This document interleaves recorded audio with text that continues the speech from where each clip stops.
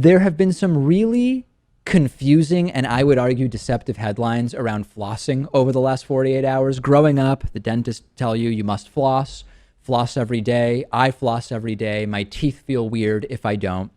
And we have seen some headlines now saying, oh, you know what?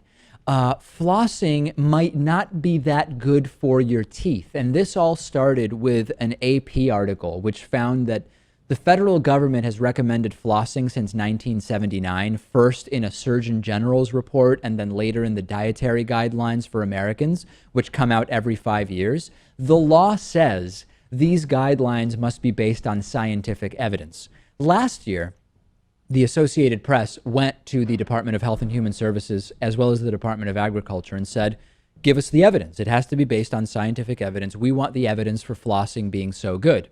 The federal government this year did not include flossing in its dietary guidelines. And the connection that is being drawn is we asked for the scientific evidence. There wasn't any. So now the flossing has been removed. This has been really confusing to a lot of people. So I'm going to bottom line it for you. It is true that there have not been studies done that meet the definition of scientific evidence for the benefits of flossing. Sample size has been an issue in some of these tests. Some of the other tests have revealed a not particularly strong link between flossing and dental health. But that doesn't mean that flossing isn't good for you. What it means is it hasn't been studied extensively in the way that is required to be part of these guidelines by law. And you might make a pretty good argument, which is, hold on a second. When you floss, food comes out from between your teeth. We know that food caught between your teeth indefinitely is not good for dental health. So aside from the fact that the studies done have not met certain requirements, isn't it pretty obvious that if you don't floss, it's a problem? I know that if I don't floss, and I do floss all the time, but I've had little periods on trips where like for 3 days, I run out of floss. And for whatever reason, I don't have floss for 3 days. My teeth don't feel right. There's food between my teeth. Gums bleed far more easily.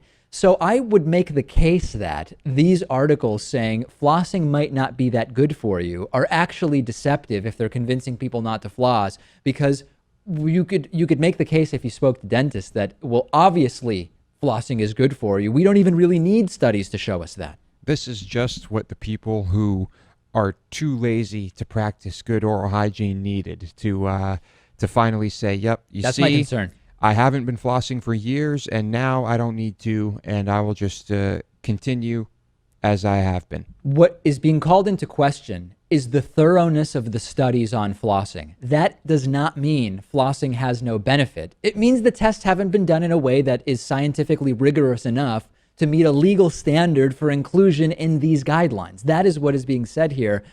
I will continue flossing, Louis. And that is my advice to people who are watching. I don't think there's any big conspiracy here around the entire flossing thing. Good advice. I'm going to do the same thing. Just scandalous headlines that are not really connected to the point of what has been discovered. I've talked about how people of all ages, but particularly millennials, are owning cars less and participating more in the sharing economy. And one of the more popular options is Zipcar, which gets you a car when you want it, when you need it. They offer all sorts of cars, SUVs, hybrids, whatever you need. It includes insurance and it includes gas. You just pay for the time that you actually use the car.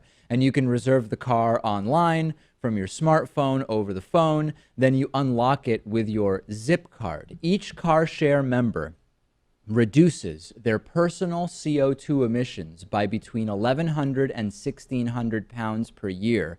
For our audience, Zipcar is offering $25 of free driving credit if you sign up at joinzipcar.com/David. Support our show, reduce your carbon emissions and your spending on cars. Sign up at joinzipcar.com/David.